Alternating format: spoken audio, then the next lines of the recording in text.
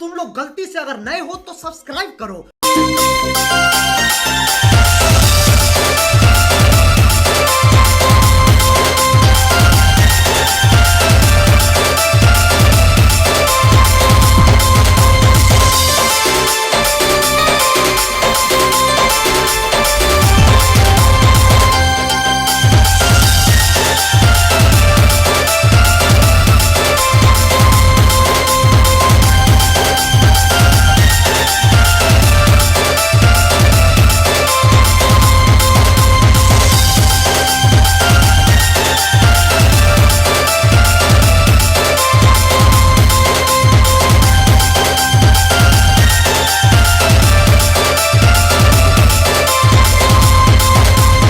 गलती से अगर नए हो तो सब्सक्राइब करो। वो जो लाल वाला बटन है उस पर अपने जीजा जी फेंक के मारो या फूफा जी, मुझे नहीं पता, बस क्लिक हो जाना चाहिए।